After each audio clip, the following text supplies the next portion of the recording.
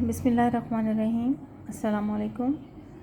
آج کا ہمارا ٹاپک ہے عباسی تحریک کے نتائج و اثرات۔ جس طرح سے اس میں بھی یہی ہوگا کہ آپ پہلے اس کا انٹروڈکشن دیں گے، اس کا بیک گراؤنڈ بتائیں گے، اور اس کے بعد جو ہے باقاعدہ اس کے نتائج و اثرات پہ بات کی جائے گی۔ تحریک کے نتائج اور اثرات وہ ایک ہی ہوتے ہیں۔ اس سوال کو دو طرح سے پوچھا جاتا ہے کہ عباسی تحریک کے نتائج کیا ہیں یا عباسی تحریک کے اثرات بیان کریں، تو یہ ایک ہی طرح سے اس کا جواب جو ہے وہ ایک ہی جواب ہے، لیکن سوال کو دو طریقوں سے پوچھا جا سکتا ہے۔ اس میں اب سب سے پہلے یہ ہے کہ عباسی خلافت کا قیام عربوں کے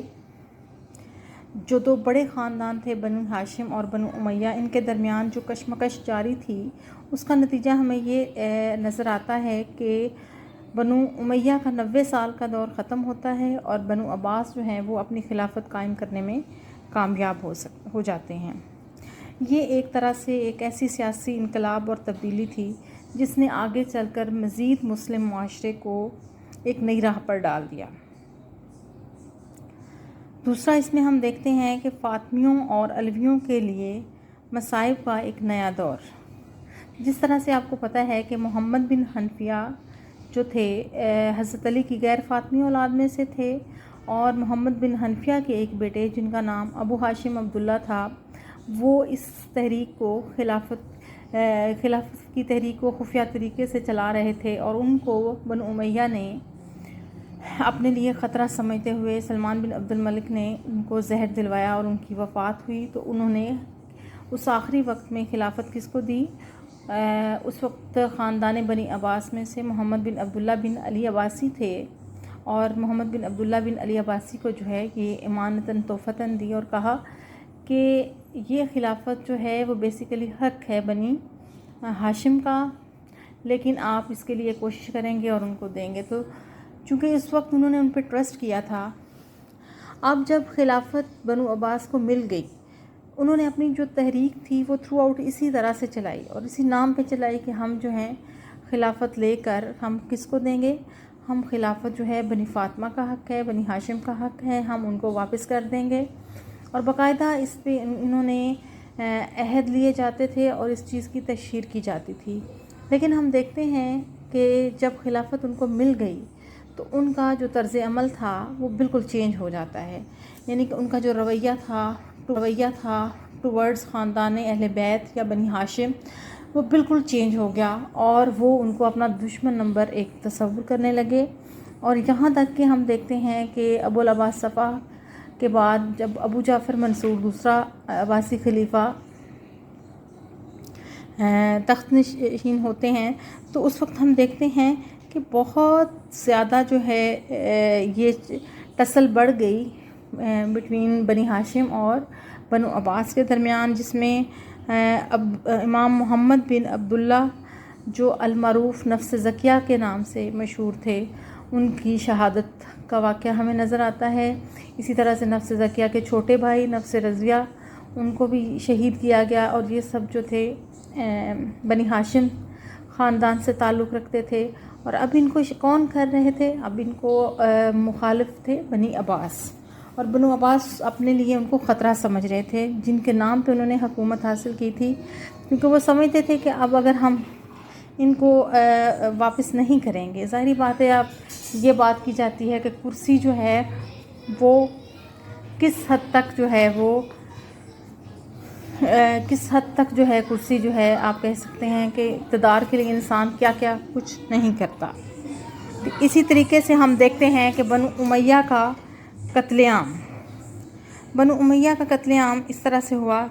کامیابی کے بعد بنو عباس اور ان کی جو دائی تھے انہوں نے بنو امیہ کے خلاف انتقامی کارروائیوں کا ایک نیا چیپٹر کھولا۔ اس میں ہمیں اس حد تک نظر آتا ہے کہ اس حد تک قتل و غارت کی گئی کہ جو لوگ ایون مر چکے تھے ان کی قبروں کو کھودا گیا اور ان کی لاشوں کو پامال کیا گیا، یعنی کہ یہ ایک ایسا فعل تھا کہ جو کسی مسلمان کے لیے کو زیب نہیں دیتا۔ اسی طریقے سے ہم نے دیکھا صفا کے چچا عبداللہ بن چچا عبداللہ جس نے کیا کیا، اس نے 90 اموی شہزادوں کو امان دی تھی اور کہا تھا کہ ہم آپ کو کچھ نہیں کہیں گے۔ اس نے کیا کیا کہ ان 90 شخص کے دور میں ہمیں ایک اور جو تبدیلی نظر آتی ہے وہ ہے افریقہ کی بربر قوم عربوں کی تہذیب کو اپنانے میں کامیاب ہوتی ہے اور کوشش کرتی ہے کہ وہ اور زیادہ سے زیادہ مسلمانوں کے لیے کامیابیاں حاصل کرے۔ جس طرح ہم دیکھتے ہیں طارق بن زیاد جنہوں نے اندلس جو ہے وہ اس دور میں فتح کیا۔ اسی طریقے سے بنو عباس نے اپنی جو کامیابیاں ہیں ان کو مزید آگے بڑھاتے ہوئے کچھ اور علاقے جو ہیں وہ فتح کیے۔ اسی طرح سے ہم دیکھتے ہیں کہ ایرانی ثقافت کا ہمیں تہذیب و ثقافت کا عروج نظر آتا ہے۔ ایرانی تہذیب و ثقافت کا عروج ہمیں اس طرح سے نظر آتا ہے کہ عباسی خلفاء نے وزراء اور اراکین کو چناؤ میں کیا کیا، انہوں نے ایرانیوں اور خراسانیوں کی بالادستی کو قبول کیا، کیونکہ ان کو یہ حکومت ملی تھی خراسان کے لوگوں کے تعاون سے زیادہ تر۔ اور اسی طرح سے ہم دیکھتے ہیں کہ ایرانی تہذیب، تمدن اور معاشرت جو ہے وہ اس دور میں بہت زیادہ اس کو جو ہے فروغ ملا۔ ہم کہہ سکتے ہیں کہ اس دور میں ایرانی بدوباش، آئین اور دربار کے اندر جو طور طریقے اپنائے گئے تھے وہ زیادہ تر ایرانی تھے۔ اور ایک مشہور مصر ہسٹورین پی کے ہیتی جن کا تعلق مغرب سے ہے، وہ اس کے بارے میں لکھتے ہیں،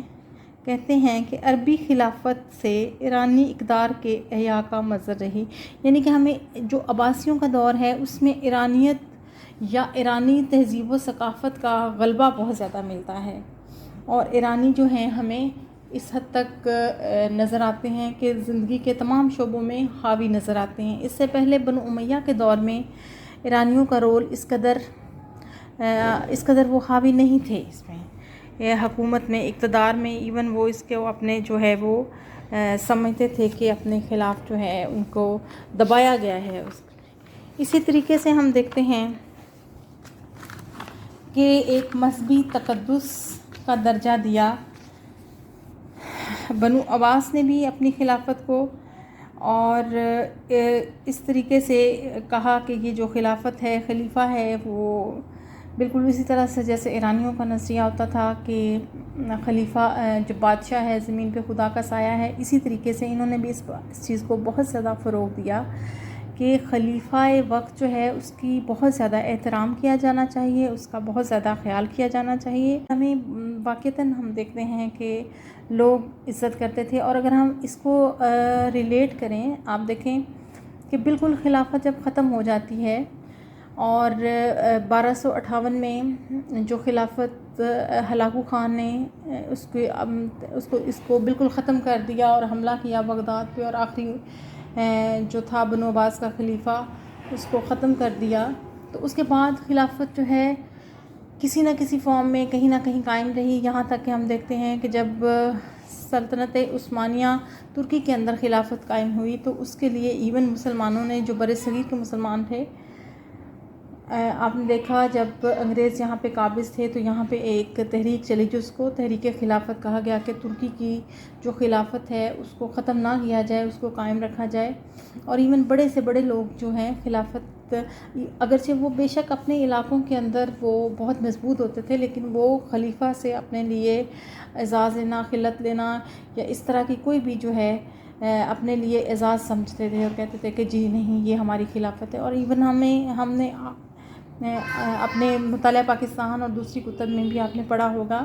کہ بر صغیر کے مسلمانوں نے خلافت کو قائم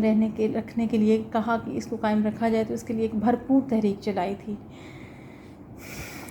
اسی طریقے سے یعنی کہ خلافت کا جو تقدس ہے وہ بہت زیادہ اہمیت کا حامل ہوتا تھا۔ ایون محمود غزنی کا حکمران تھا، لیکن وہ بغداد کے خلیفہ کے ساتھ اپنے تعلقات رکھنا اور اس کی بہت زیادہ تعظیم کیا کرتا تھا۔ اس طریقے سے ہمیں بہت ساری مثالیں جو ہیں وہ ملتی ہیں۔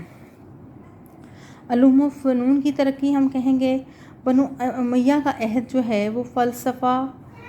فنون لطیفہ، موسیقی فزکس، کیمسٹری، اس حوالے سے ہم دیکھتے ہیں کہ مختلف علوم نے بہت زیادہ ترقی کی. یہاں پر عباسیوں کا ایک بہت زیادہ کنٹریبیوشن یہ ہے کہ انہوں نے یونانی جو فلسفہ تھا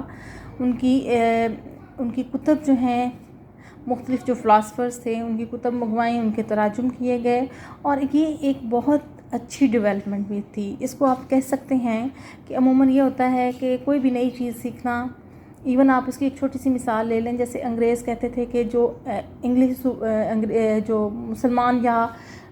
جو ہمارے قدیم لوگ تھے اسٹارٹ میں، اس کو وہ کہتے تھے کہ انگریزی تعلیم حاصل کرنا بھی ایک گناہ ہے، غلط ہے، ہمیں نہیں سیکھنا چاہیے، چھری کانٹے سے کھانا نہیں چاہیے. اس کے خلاف سر سید نے آواز اٹھائی تھی کہ نہیں، یہ کوئی ایسی بری بات نہیں ہے.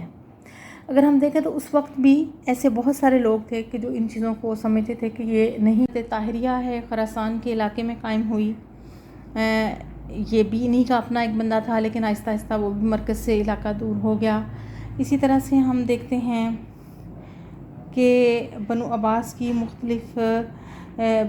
دور میں مختلف خود مختار ریاستیں جیسے ہیں سلطنت اغلبیہ تھی، سلطنت طاہریہ تھی، آل بویہ نے الگ سے حکومت کی، اور سلاجقہ نے اس دور میں بہت زیادہ ترقی کی، اور یہ مختلف ریاستیں جو ہیں وہ وجود میں آتی گئیں. اسی طرح سے سلطنت کی حدود میں کمی بتدریج واقعہ ہوتی رہی. لیکن بہرحال عباسیوں کا دور ایک ایسا دور ہے جس میں فتوحات بھی ہیں، جس میں ہمیں مختلف علوم و فنون کی ترقیاں مختلف علوم و فنون کو بہت زیادہ ترقی ملی، بہت فروغ حاصل ہوا، اور یہ آگے چل کر یہ بہت ساری چیزیں جو ہیں ہم دیکھتے ہیں کہ یہ ایک شاندار عہد تھا. اور اس شاندار عہد کا جو خاتمہ ہے، بدقسمتی سے مسلمانوں کے آپس کے اختلافات بہت زیادہ تھے. جو آخری دور ہے بنو عباس کا، اس میں ہمیں شیعہ سنی بہت زیادہ اختلافات ملتے ہیں، اور پھر اس میں اپنوں کی غداری، جنہوں نے غیروں کو حملے کی دعوت دی اور باقاعدہ تمام اطلاعات فراہم کی، اور آخر میں جو آخری بنو عباس کا جو خلیفہ تھا، نتیجتاً وہ بھی اس چیز کو سنبھال نہیں سکا. پھر ہم اگر غور کریں تو اس دور میں اگر ہم اس کا تنقیدی جائزہ لیں، اس تحریک کے اثرات کا اور نتائج کا، تو اس میں ہم یہ بھی کہہ سکتے ہیں کہ جو ترکوں کو اپنی فوج میں بھرتی کرنا، بیسیکلی کیا کیا تھا بنو عباس نے. جب یہ کمزور ہو رہے تھے بنو عباس کے خلیفہ، تو 8ویں خلیفہ نے ایک یہ کام کیا کہ مختلف جگہوں سے فوجی جو ہیں ان کو کہا کہ وہ ہمارے یہاں آئیں اور کام کریں. جیسے فار ایگزامپل ترکوں کے بارے میں کہا گیا کہ ترکوں کو جو ہے فوج میں بھرتی کیا گیا، ان کو اہم عہدے دیے گئے، اور ترک جو ہیں وہ آہستہ آہستہ بہت زیادہ غالب آ گئے. اس حد تک وہ بادشاہ پر بھی ان کا کنٹرول رہا، اور ایون بہت سارے لوگ، بغداد کے لوگ جو ہیں اندر ہی اندر اس چیز کے خلاف تھے، لیکن اب ترک جو ہے وہ بہت زیادہ اقتدار حاصل کر چکے تھے. تو یہ بھی ہم دیکھتے ہیں کہ یہ بھی ان کی کمزوری کا باعث بنے. چنانچہ ہم دیکھتے ہیں کہ بعد میں اسی دور کے اندر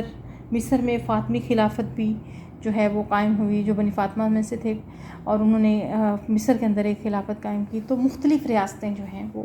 وجود میں آئیں. کہہ سکتے ہیں کہ عموماً یہ ہوتا ہے کہ کوئی بھی نئی چیز سیکھنا،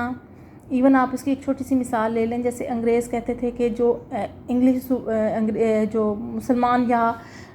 جو ہمارے قدیم لوگ تھے اسٹارٹ میں، اس کو وہ کہتے تھے کہ انگریزی تعلیم حاصل کرنا بھی ایک گناہ ہے، غلط ہے، ہمیں نہیں سیکھنا چاہیے، چھری کانٹے سے کھانا نہیں چاہیے. اس کے خلاف سر سید نے آواز اٹھائی تھی کہ نہیں، یہ کوئی ایسی بری بات نہیں ہے. اگر ہم دیکھیں تو اس وقت بھی ایسے بہت سارے لوگ تھے کہ جو ان چیزوں کو سمجھتے تھے کہ یہ نہیں ہونا چاہیے، لیکن اس کا نتیجہ یہ نکلا کہ مسلمانوں نے بہت زیادہ علوم و فنون جو ہے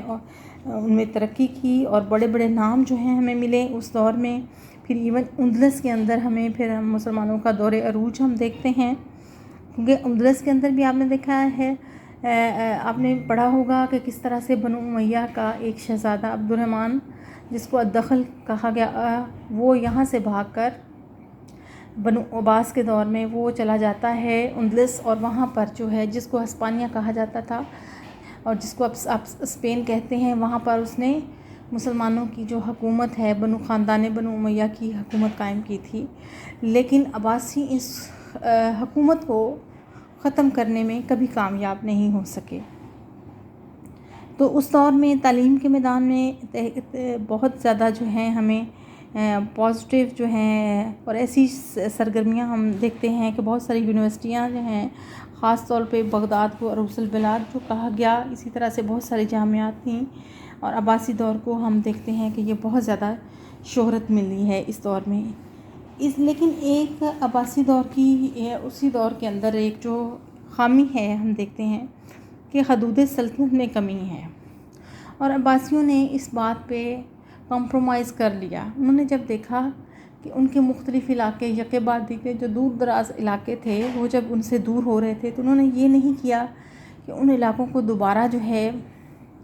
شامل کیا جائے یا وہاں پہ لڑائی، کافی کچھ جگہوں پہ انہوں نے کوشش کی، جیسے افریقہ کے اندر